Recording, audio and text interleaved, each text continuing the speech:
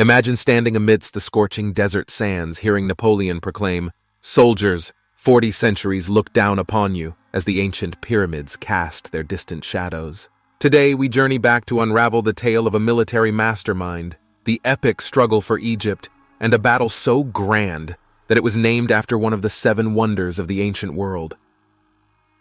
In the scorching summer of 1798, a wind of change swept across the Egyptian sands. Having just stamped his authority on Alexandria, the ever-ambitious Napoleon Bonaparte had his eyes set on a bigger prize: Cairo, the heart of Egypt, and the dominion of the mighty Mamluks. Now, let's dive deeper into the enigma that was the Mamluks. Far from being ordinary fighters, the Mamluks were the very embodiment of martial prowess.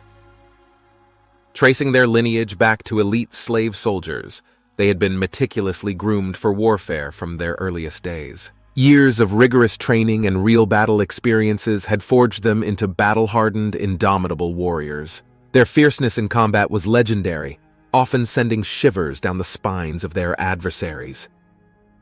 When they charged into battle, it wasn't on just any horse. They rode swift, agile steeds, bred for war and conditioned for the harsh terrains of Egypt. These horses, combined with the Mamluks' exceptional skills, made them a formidable cavalry force to be reckoned with. At the helm of this force were their fearless leaders, the chieftains who were revered and respected. Murad Bey and Ibrahim Bey. These men weren't just leaders by title, they were master strategists and exceptional fighters who led from the front. Under their command, the Mamluks amassed a force that was awe-inspiring, a staggering 6,000 to 10,000 cavalry. And if you thought that was impressive, brace yourself. This number doesn't even include the robust infantry units they had at their disposal, ready to clash with Napoleon's army. Confronted with the vast and intimidating force of the Mamluks, Napoleon was quick to realize that traditional line formations would be ill-suited to withstand the relentless cavalry charges. But this was Napoleon we're talking about, a man renowned not just for his leadership, but for his innovative battlefield strategies. Drawing upon a tactic that had its roots in ancient warfare, but had evolved considerably by the late 18th century, Napoleon made a game-changing decision. He marshaled his expansive force of 25,000 French troops into colossal defensive squares. Now, these weren't just any ordinary formations. These squares were a tactical marvel. Imagine layers upon layers of disciplined soldiers, their bayonets gleaming in the harsh Egyptian sun, standing shoulder to shoulder. They were positioned in such a way that no matter which direction an enemy approached from, they'd be met with a wall of resistance. This 360-degree defense was crucial, especially when dealing with the Mamluks' signature cavalry flanking maneuvers. But there's more to these squares than just infantry. Tucked securely within these formations were the vital assets of the French army, their artillery and supplies. And at the corners of these squares, the thunderous cannons, their barrels aimed outward, ready to unleash a storm of lead on any approaching threat.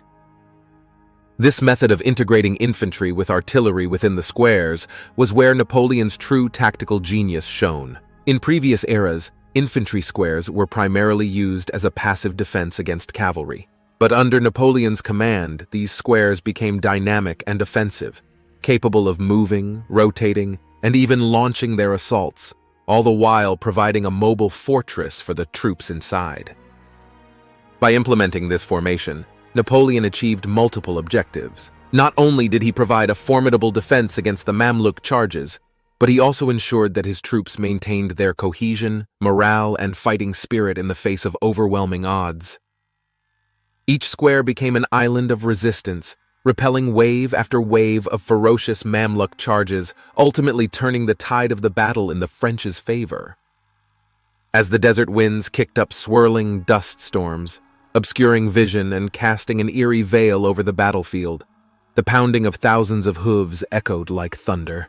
The horizon shimmered with the mirage of charging horses and the glint of their riders' weapons. This was the dramatic backdrop against which the Battle of the Pyramids unfolded.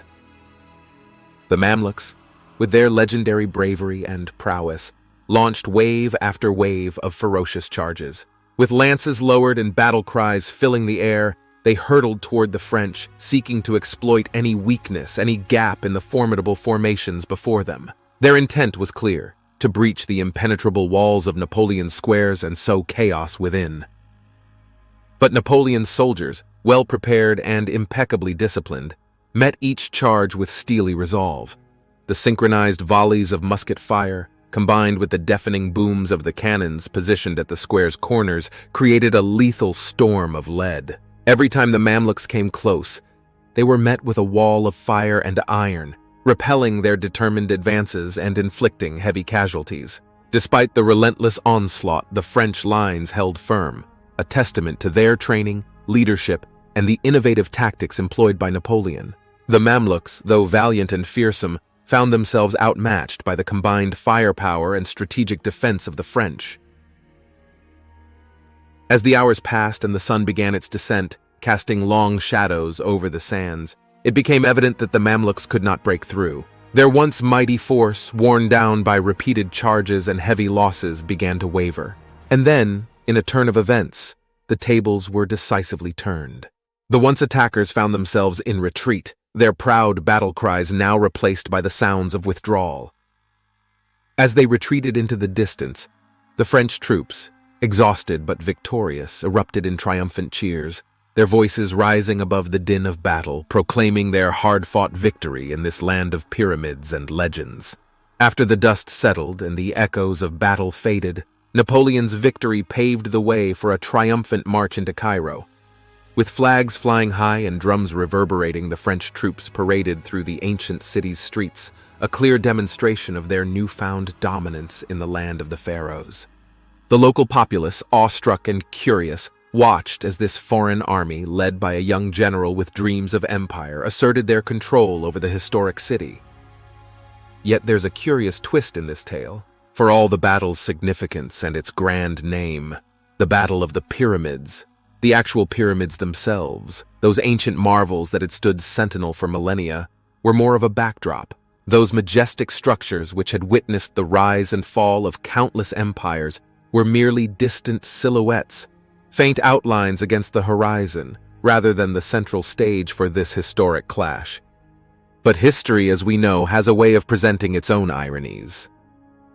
Just as the celebrations of the French victory echoed through Cairo, a new challenge loomed on the horizon, a challenge that would take place not on the vast expanses of the desert, but on the shimmering waters of the Mediterranean. A naval showdown of epic proportions was brewing, the Battle of the Nile. This aquatic ballet of warships where cannons would roar and sails would be set ablaze would cast a long shadow over Napoleon's achievements in Egypt, reminding the world that in the theater of war, fortunes can shift as swiftly as the desert sands. If you enjoyed this journey through time, give this video a thumbs up, share your thoughts in the comments below, and, of course, subscribe for more stories from history's treasure trove. Until next time, keep the wheels of time turning.